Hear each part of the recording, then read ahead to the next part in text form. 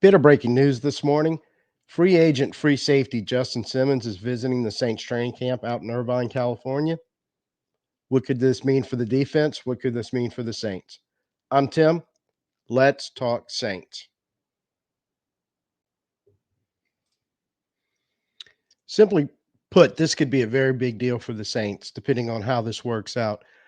Um, Yesterday or day before, the see it right there, the first official Saints depth chart came out, and I really wasn't. That's why I don't even know which day it was. I really wasn't too concerned about the first one. It's just kind of something they have to start throwing out in training camp. May or may not mean anything. It's a fun point of discussion, I think, for fans and media types and all. Um, but I figured eventually something would come along. The only thing that I really noticed right away that kind of caught my eye in the initial um, defensive depth chart at safety is the fact they had Honey Badger listed as the free safety, and then the Howden, Abram, Gray, those guys kind of battling it out. And I think when you get to Gray or Miller Bradford right now, it doesn't sound like there seems to be much of a chance of that happening. But strong safety are mostly what's going to be going on inside the box. Now the Saints do like to go too high safety or kind of alternate where the box safety may wind up on the back end and the back end may wind up in the box. We saw a lot of that when Marcus May was actually healthy with Honey Badger, kind of trying to keep that defense off balance. So again, I wasn't taking it with a huge grain of salt. But I always felt that in the last couple of years watching Honey Badger, I think he was always better in the box than he was on the back end.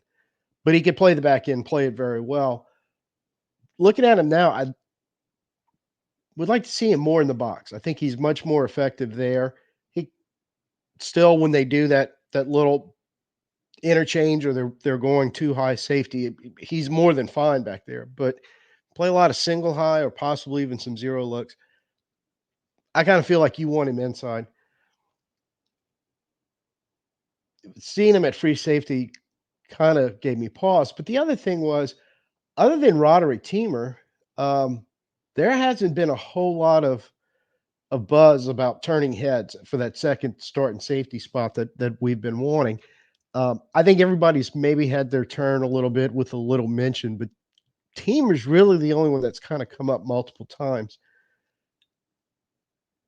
So I don't know if there's anything there where the organization's going at this point, almost 2 weeks in, going, yeah, we're going to find the second safety already on the roster, and are bringing in Justin Simmons, who's probably the number one um, free agent safety out there. He's a free safety. He's a back end guy primarily.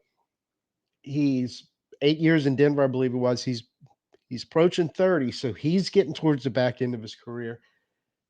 But ties in Denver tie back to defensive coordinator Joe Woods and defensive back coach Marcus Robinson. Both worked with him, familiar with him and his time in Denver.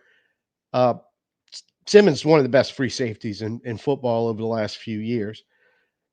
And on top of that, there's been a recent signing, Jamal Adams, Quandre Diggs, um, Adrian Amos, all again veteran and some age on them, except for kind of Jamal Anderson. He's a few years younger.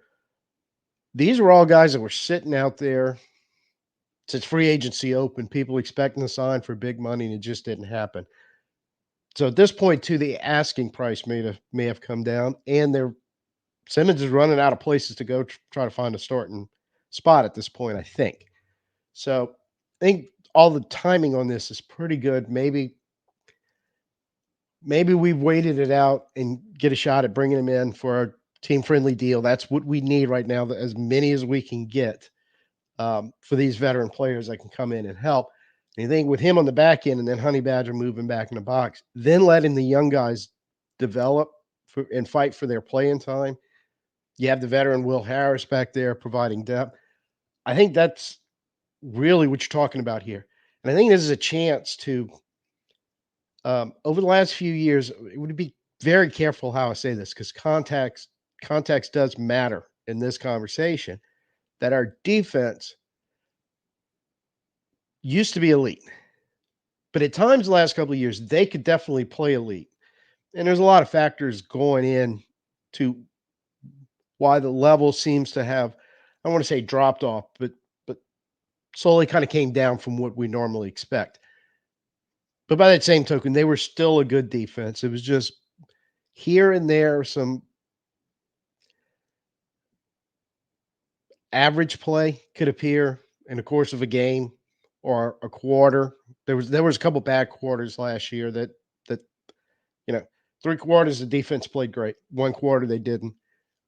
And combine that with all our other woes that we're having on offense, it added up to a loss. So I think if you could solve this with a Justin Simmons, and I am snake bit, we've other than Honey Badger the last few years, we've not had a good track record bringing in safeties in free agency. But as long as it's not some huge, insane deal that we're going to amount of money we're going to pay him, if it's reasonable, if it's fairly team friendly for a guy, if he's a 1 year bridge